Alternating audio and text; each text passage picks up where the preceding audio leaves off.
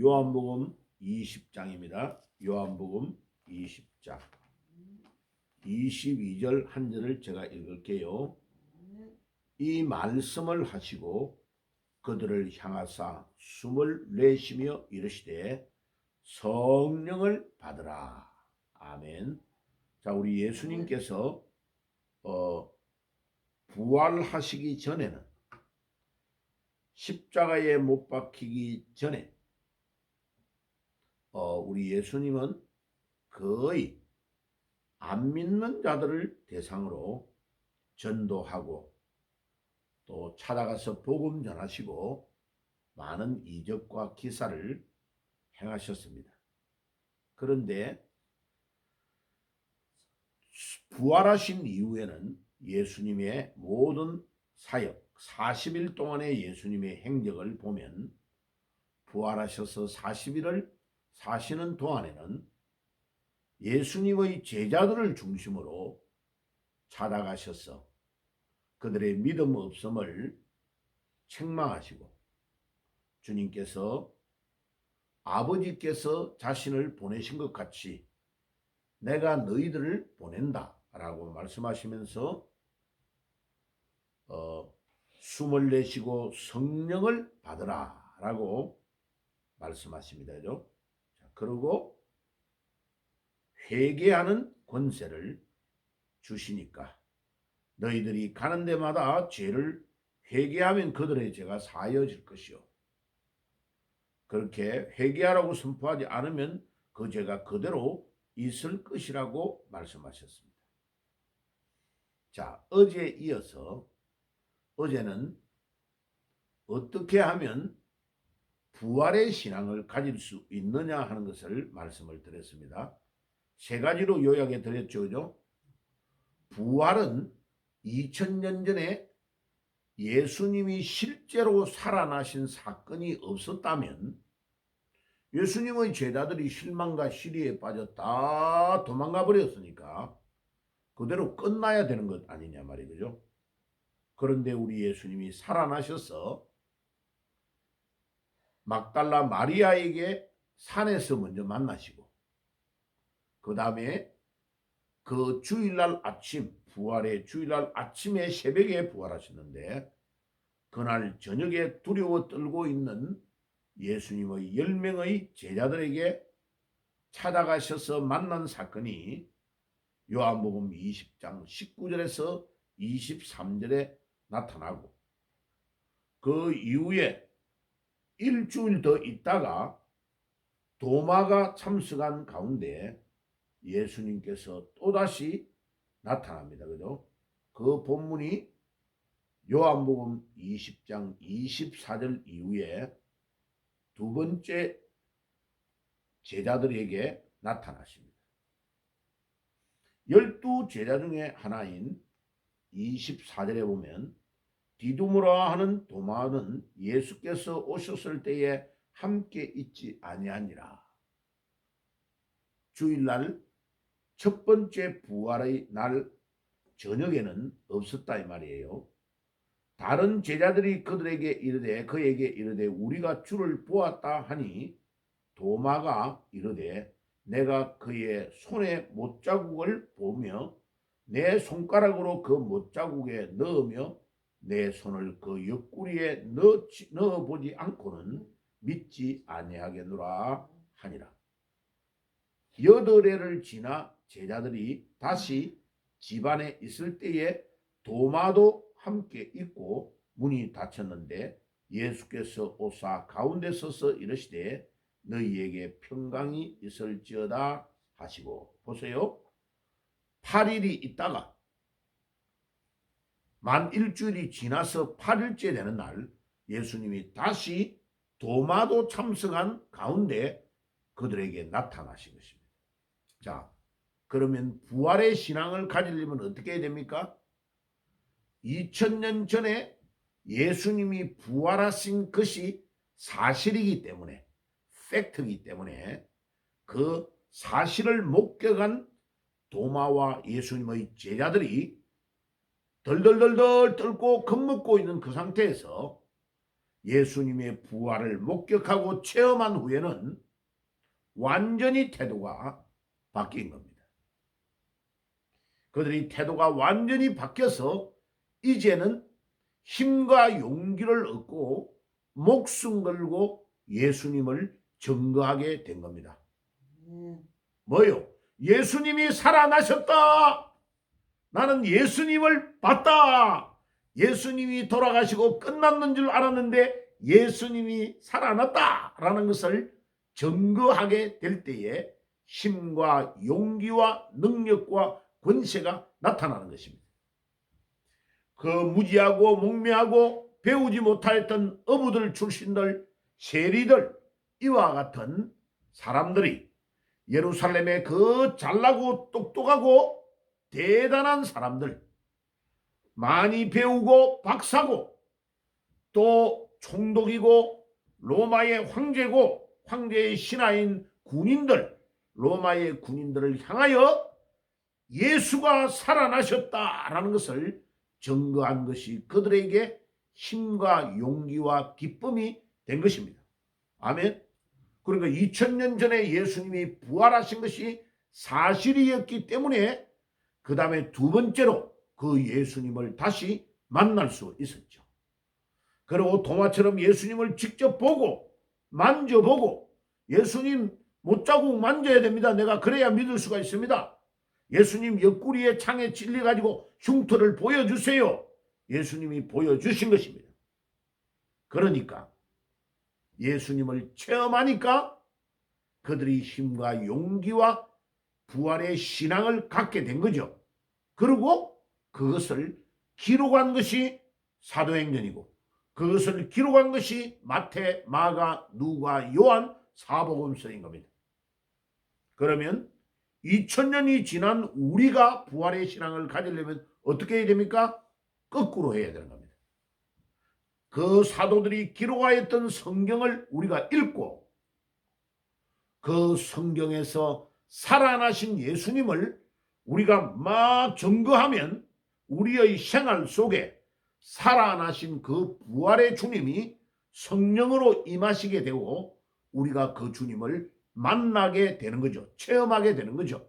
그러면 2000년 전에 우리가 그때 살지 못하고 가보지 못해도 아하 2000년 전에 살았다는 것이 진짜 맞구나 하는 팩트를 믿게 되는 거죠. 이 세 가지가 합쳐질 때에 부활의 신앙이 우리에게 확 생기게 되는 거죠.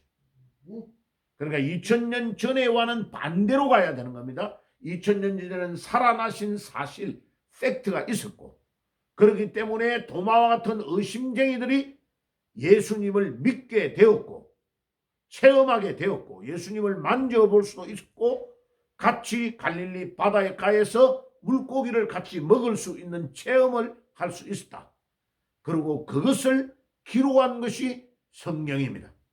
그러면 이 세 가지를 거꾸로 매일 우리가 성경을 읽으면 읽을 때에 살아나신 주님에 대한 이야기를 우리가 보게 되고 우리의 생활 속에서 살아나신 그 부활의 주님이 성령으로 찾아오시는 것을 체험하게 되고 마지막으로 2000년 전에 일어난 것이 사실이구나 하는 것을 믿게 되는 부활의 신앙을 가지게 된다. 이 말이죠.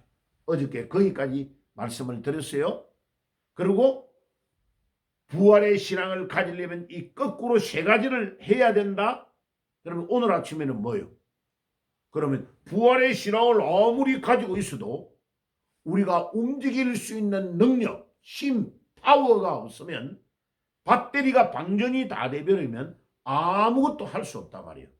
그러니까 우리 예수님께서 요한복음 1장 사도행전 1장 4절에 예루살렘을 떠나지 말고 아버지의 약속하신 것을 기다리라 라고 말씀하신 것입니다. 오늘 이 아침에 우리가 성령을 받아야 됩니다. 우리 주님께서 요한복음 20장 22절에 성령을 받으라 라고 왜 말하느냐? 이제 너희들이 부활을 체험하고 예수님이 부활한 거 봤지? 내가 너희들에게 살아나서 너희들에게 말한 그대로 약속한 그대로 살아났지? 맞지? 봤지? 그러면 너희들이 이제부터 복음을 전하러 나가야 될 건데 복음 전하러 갈 때에 그 현장에는 어마어마한 마귀들이 역사를 하고 사탄들이 우글거리면서 너희들을 힘들게 하고 더러운 귀신이 막 사람을 장악해서 너무나 힘들게 할 것인데 그 상황에서 그들을 이기고 이 귀신들을 쫓아내려고 하면 어떻게 해야 되느냐? 너희들이 능력을 받아야 되니까 먼저 기도를 해라. 돌아다니지 말고 예루살렘에서 뭐 해야 된다? 기도해야 된다고 말씀하시는 것입니다. 오늘 우리가 왜 기도해야 됩니까? 기도할 때에 주님이 우리에게 능력을 주시기 때문에 그렇습니다. 우리의 힘 가지고 할 수 없기 때문에 주님의 능력으로 이 나라와 이 민족을 지휘해 주옵소서. 아멘. 어디 보세요. 오세시의 지기현 판사라는 사람이 막 윤석열 대통령에 대해서 막 온갖 말로 판사가 했던 그 판결문이 전부 다 거짓말이에요. 봐요. 아니 내란이 일어나가지고 폭동이 일어나서 부수고 막 뭐를 사람을 때리고 해야 폭동인데 군인을 데리고 들어갔던 것 자체가 폭동이라는 거예요. 웃기는 소리입니다. 진짜 너무 안 맞는 말입니다. 예. 그리고 뭐 찰스 1세 영국의 왕에 대한 이야기를 막 하는데 역사도 모르는 판사입니다. 그죠? 찰스 1세는 엄청나게 사람을 죽였습니다. 윤석열 대통령이 작년 12월 3일 날 비상경영을 할 때 사람을 죽였습니까? 그러니까 전혀 맞지 않는 상황을 가지고 들어와서 그는 판결문이 아니고 판결은 사실에 근거해야 되는 겁니다. 자기가 작년에 윤석열 대통령을 구속한 것은 잘못이라 해서 윤석열 대통령을 감옥에 갇혀 있는 상태에서 나오게 한 판사입니다. 그런데 봐요.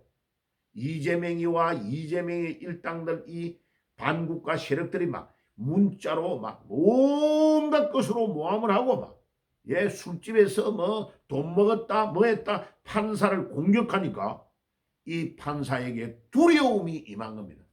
그러니까 봐요. 판결문 읽는 데에 판사가 물을 왜 그렇게 많이 마십니까?